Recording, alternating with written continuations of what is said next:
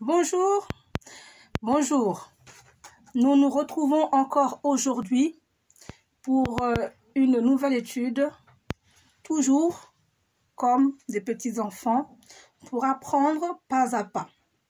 Je vous salue dans le précieux nom de Jésus et je me réjouis de ce que vous êtes encore là pour pas me voir moi, parce que je ne suis rien, je ne suis qu'un instrument.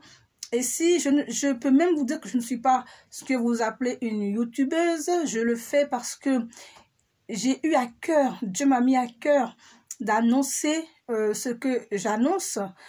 Donc j'essaie de faire cela parce que ça brûle en fait dans mon cœur pour annoncer à tous ceux qui doivent entendre la parole de Dieu, parce que tous nous devons connaître qu'il y a un Dieu et nous devons avoir la possibilité de le connaître et d'être sauvés par ce biais-là.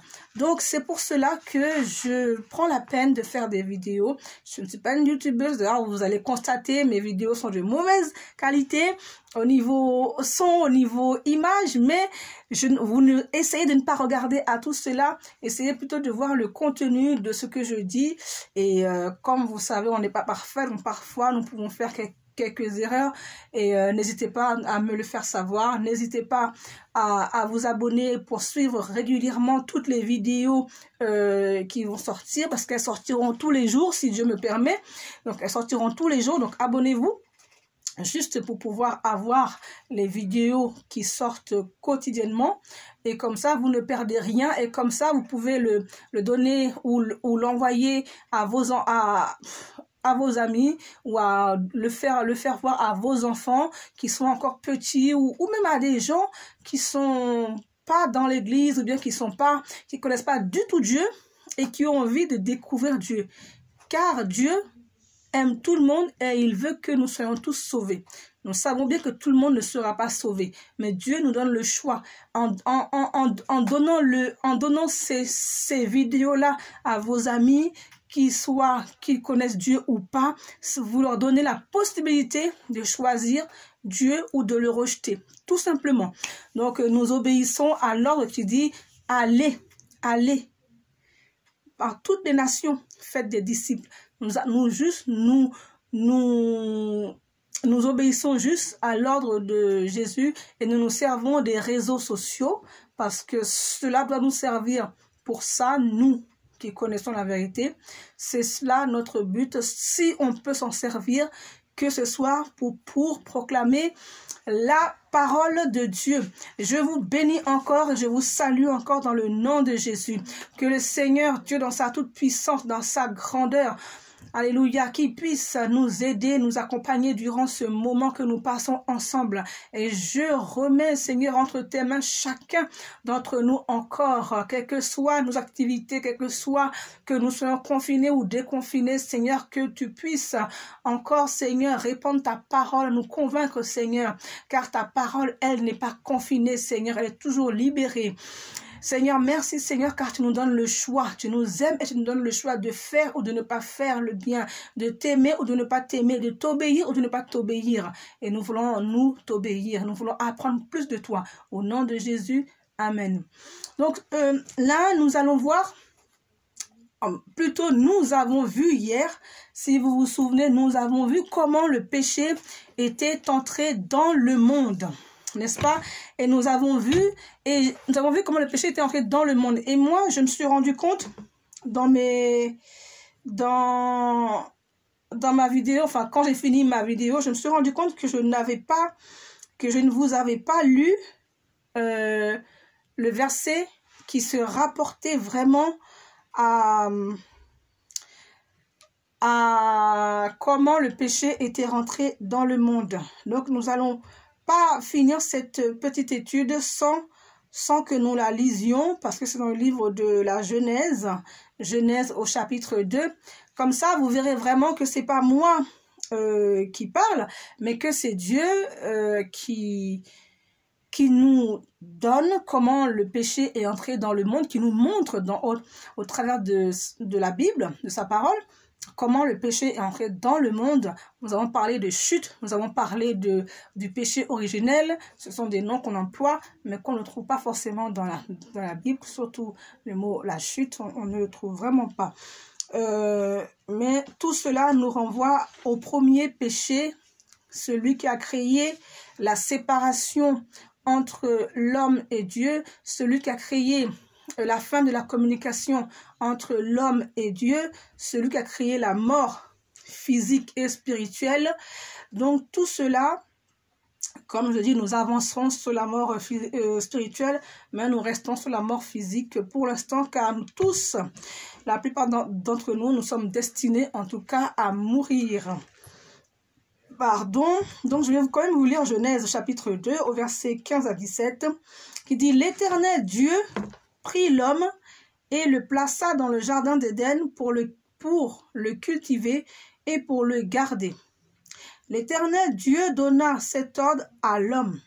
Tu pourras manger de tous les arbres du jardin, mais tu ne mangeras pas de l'arbre de la connaissance du bien et du mal, car le jour où tu en mangeras, tu mourras. » Donc, Dieu ayant donné cet ordre à Adam, parce que quand il donna cet ordre-là, j'ai quand même oublié de vous le dire, il n'y avait que Adam.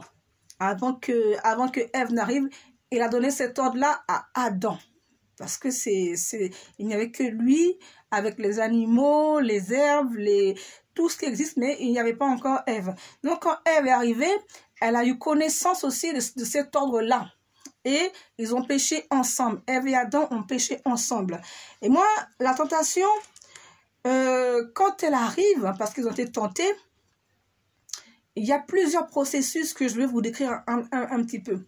Et vous le verrez dans votre vie, elle se présente un petit peu de la même manière.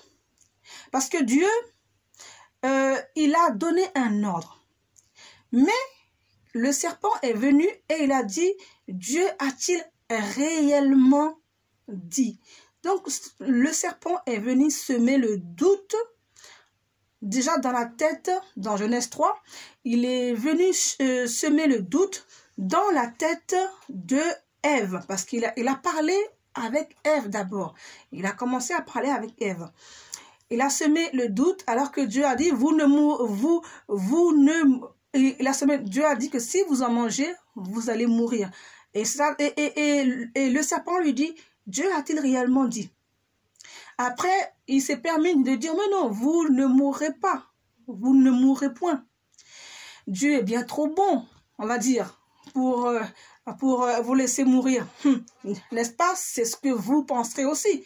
Dieu est bien trop bon pour nous laisser mourir. Alors il a dit, vous ne mourrez point. Ça c'est le serpent qui a dit ça. C'est pour cela que quand nous désobéissons, il y a plusieurs processus. Parfois, on entend quelqu'un d'abord nous parler, ou on entend des choses et puis on le prend. C'est selon la manière dont on prend. Et c'est pour ça qu'il est important d'être affermi, d'être sûr du Dieu que vous servez et de ses commandements. Et de voir l'importance de ces commandements-là, parce que ces commandements-là vous donnent la vie. Ils vous protègent. Les commandements vous protègent. Et quand on désobéit, eh bien, on n'est plus sous la protection de Dieu. La façon dont, je vous dis, l'ennemi, quand il vient dans notre tête, il sème le doute afin que nous rentrions dans le péché. Moi, j'ai remarqué que pour Ève, et Adam aussi, parce qu'il est rentré dedans après, elle l'a mangé et elle a donné à Adam qui lui aussi l'a mangé. Il n'a pas refusé, il l'a mangé. Nous ne rentrerons pas dans d'autres débats pour l'instant par rapport à cela. Mais vous remarquerez, il y a l'action d'écouter. Souvent, on écoute quelqu'un ou quelque chose et ensuite, de nos yeux, on voit, on regarde. Ève a écouté le serpent. Ensuite, elle a regardé le fruit. Elle a admiré, elle a vu qu'en effet, il était bon et qu'il méritait d'être goûté, d'être mangé. Ensuite, il y a le toucher. Alors, c'est pareil pour nous. On va voir une chose qui est belle. On voit, on est tenté. On a envie de le toucher. Elle n'a pas eu juste envie, elle l'a touché. et ensuite elle l'a mangé. Donc, elle a entendu, donc elle a écouté le serpent. Ensuite, elle a regardé. Quand on écoute l'ennemi, ensuite, et que l'on observe ce qu'il dit, d'accord? Ce qui est défendu ou ce qui n'est pas bon. Et qu'en plus, on le touche. Donc ça, c'est l'action de prendre. Là, ensuite, elle le mange. Ça, c'est directement la désobéissance. Elle a touché le fond, elle a été tentée, c'est vrai, mais elle l'a touché et elle l'a consommé, elle l'a mangé. Et ce qui a entraîné la mort, ce qui a entraîné la mort, et c'est cela qui est le péché. La désobéissance à la parole de Dieu, au commandement de Dieu, comme je vous ai dit, entraîne la mort. Et c'est cela qu'on appelle le péché, et nous avons vu comment donc ce péché est entré dans le monde. Mais moi aujourd'hui j'ai une nouvelle extraordinaire à vous annoncer, parce que Dieu a résolu le problème du péché. Et là je peux dire que nous avons Dieu, c'est pas moi c'est pas une science qui a résolu le mystère du péché. C'est pas un homme quelconque qui a résolu le problème du péché. C'est notre Dieu qui a résolu le problème du péché. Je vais te dire, maintenant que Jésus, parce que hier je t'ai parlé un petit peu que Jésus était celui que Dieu a envoyé.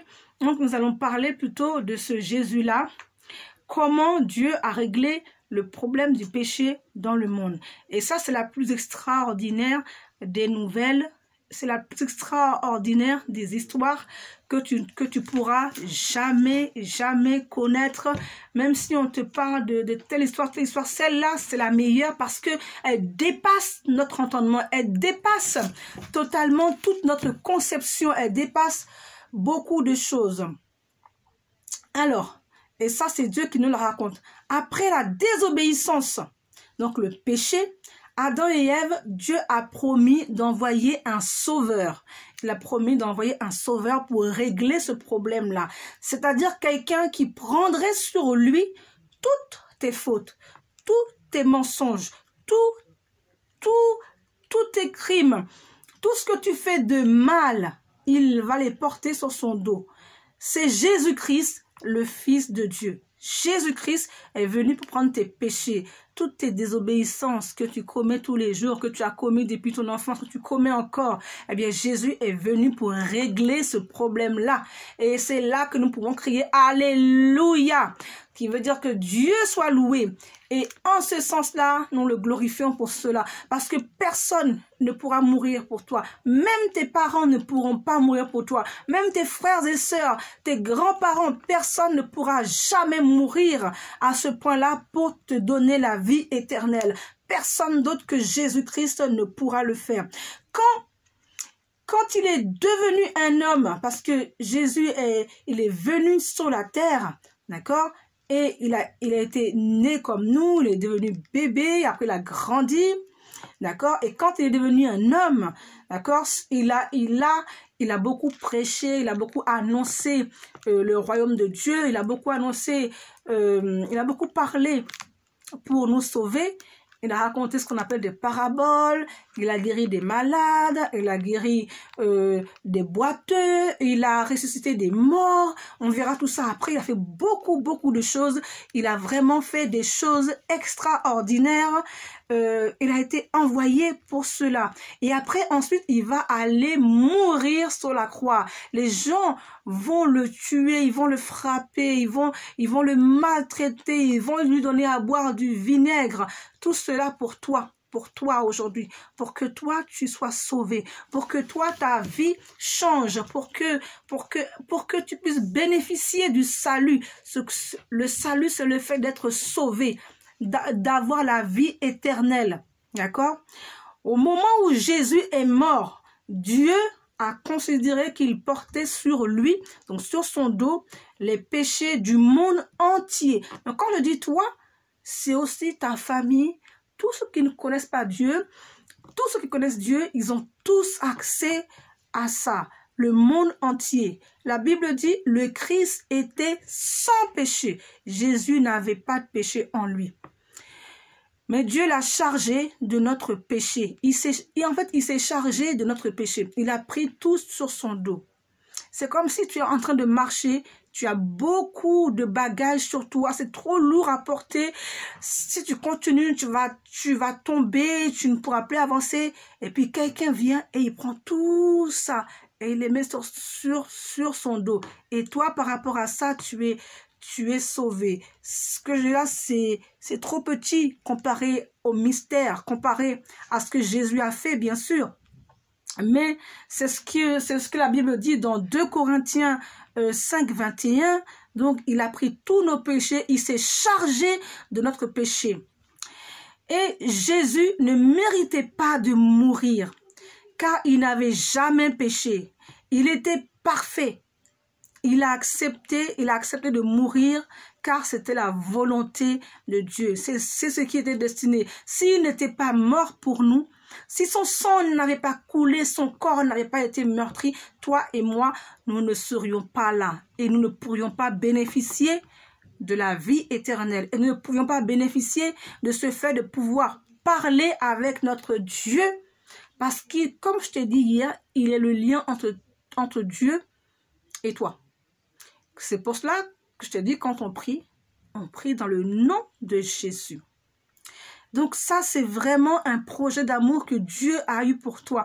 C'est un projet d'amour que Dieu a eu, que ce sauveur-là. C'est pour cela qu'on dit, si tu acceptes Jésus comme ton maître et ton sauveur, si tu confesses de ta bouche déjà que Jésus est ton sauveur et ton maître et que tu reconnais toutes tes fautes, que tu es pécheur, si tu reconnais que tu es un pécheur, parce que moi je suis pécheur, toi tu es pécheur, nous sommes tous pécheurs, ce ne sont pas des jugements. Comme je vous ai dit, nous sommes nés dans le péché, nous sommes nés pécheurs à cause de ce péché que Adam et Ève ont commis dans le jardin. Nous sommes nés pécheurs. Donc il faut le reconnaître devant Dieu et puis remettre notre vie entre les mains de Jésus, entre les mains de notre Dieu, dire que Jésus est ton maître et ton sauveur, que tu le remets toute ta vie.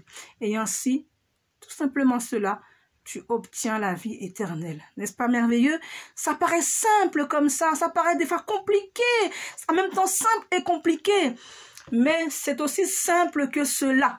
Et ensuite, il faut avancer, se faire baptiser, et ensuite il faut continuer à persévérer dans l'enseignement de la parole, à continuer à lire, à prier, à méditer la parole de Dieu, parce que nous avons besoin de connaître la parole de Dieu. Nous avons besoin de connaître ses commandements. Si tu ne connais pas le code de la route, il va être difficile de prendre la voiture. Eh bien, c'est pareil. La Bible, c'est notre boussole, comme je te l'ai déjà dit. La Bible, c'est notre boussole, c'est notre guide. Et nous en avons besoin tous les jours pour nous aider dans cette aventure qui est la route vers l'éternité, la route vers le ciel. Donc, je sais maintenant que Jésus a pris mes péchés. Je sais que tous mes péchés sont pris par Jésus. Je sais que le problème du péché a été résolu. Mais pourquoi je pêche toujours? Tout cela sont des questions que nous allons traiter encore. Nous allons les traiter. Mais en tous les cas, tu dois juste reconnaître que tu es pécheur et que Dieu a pris, il a résolu ce problème-là et que c'est Jésus-Christ qui est mort et qui est mort pour toi afin que tu aies la vie éternelle. Donc tu dois remercier Dieu parce qu'il t'a envoyé Jésus-Christ mourir pour toi. C'est très dur à comprendre parce qu'il y en a qui disent mais c'est sauvage, mais c'est sanguinaire, mais c'est horrible d'envoyer son fils mourir pour moi. Mais Dieu te pardonne au travers de Jésus. Dieu te restaure. Dieu, il veut être plus proche de toi, il veut que tu sois plus proche de lui au travers de ce geste-là. Donc, ce que tu dois reconnaître, c'est cela. C'est cela, tu dois vraiment reconnaître que Dieu, il t'a sauvé et que à travers cela, eh bien, tu obtiens la vie éternelle et que personne ne pourra t'enlever cela à la minute où tu le déclares. Alors, je m'arrête là et je vais te dire, continue à t'abonner, continue à envoyer ces vidéos-là à tes amis, à ceux qui ne peuvent pas aller à l'école ou bien même qui vont à l'école mais qui ont envie d'apprendre chaque jour un peu, même si vous avez votre assemblée. J'ai aussi la mienne où il y a beaucoup de gens qui enseignent aux enfants, mais j'aime bien quand même avoir comment dire, ces bases-là souvent que l'on saute en racontant d'autres choses de la Bible et qu'il y a des gens qui ensuite nous posent ces questions-là. Mais comment le péché est entré? Mais pourquoi on dit Dieu est puissant? Mais qui a créé le ciel et la terre? Eh bien, tout ça, ce sont des bases fondamentaux que nous devons savoir, que nous devons apprendre avant d'aller plus loin. Alors, donc, comme je te disais, envoie la vidéo à ceux qui ont des enfants. Envoie la vidéo à ceux qui ne connaissent pas Dieu. Envoie la vidéo à ceux qui ont besoin de connaître Jésus. Parce que nous ne sommes pas des youtubeuses, on est des youtubeurs, mais nous sommes simplement au service de Dieu qui nous demande de répandre sa parole. Donc, je vais chanter un chœur et puis nous allons prier. Et si tu veux confesser que tu es pécheur et que Jésus-Christ est ton sauveur, qu'il est ton maître et lui remettre ta vie, tu peux le faire. Si tu veux attendre, tu peux aussi attendre. Mais tu as accès à cela. Nous allons approfondir ces instants-là plus tard. Sache que demain, nous n'allons pas continuer, nous allons continuer notre étude, mais je vais commencer à parler de la Bible, le livre même, pour que tu puisses dorénavant, pour qu'on puisse rentrer vraiment à l'intérieur. Quand je te dirai Deutéronome, que tu saches où c'est. Quand je te dirai Naoum, que tu saches où c'est. Donc voilà. Donc demain, on va commencer un petit peu à rentrer un petit peu, en gros, à comprendre ce que c'est que ce livre qu'il a écrit, comment se fait-il. Encore d'autres questions que tu dois te poser, que chacun de nous se pose. Donc, nous allons, n'oublie pas de t'abonner pour avoir les vidéos suivantes pour tes enfants, pour toi et pour ceux qui t'entourent. Père, je t'adore, je te donne ma vie, je t'aime tant, Adonai, je t'adore, je te donne ma vie, je t'aime tant, je t'aime tant, je t'aime tant, je t'aime tant. Père Adonai, Dieu Tout-Puissant, nous te remercions encore pour ce moment passé. Seigneur, c'est toi, Père éternel, qui as tout créé. Et nous t'en remercions parce que tu nous as créés. Et nous savons que nous t'avons désobéi. Nous savons que nous sommes pécheurs.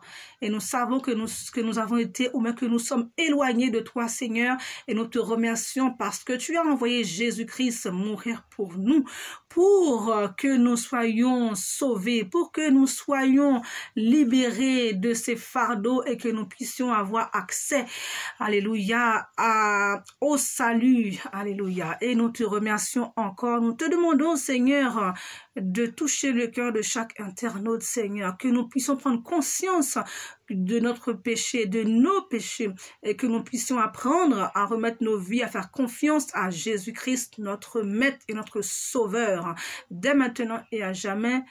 Amen. À demain si Dieu le veut, et continue à suivre, même si tout n'est pas parfait, mais nous avancerons ensemble et nous nous améliorerons ensemble par la grâce de Dieu. Sois béni et je bénis toute ta famille. Protégez-vous, continuez à nous suivre et continuez surtout à étudier la Bible. C'est ce qui est très important. Restez dans la prière. Que Dieu vous bénisse.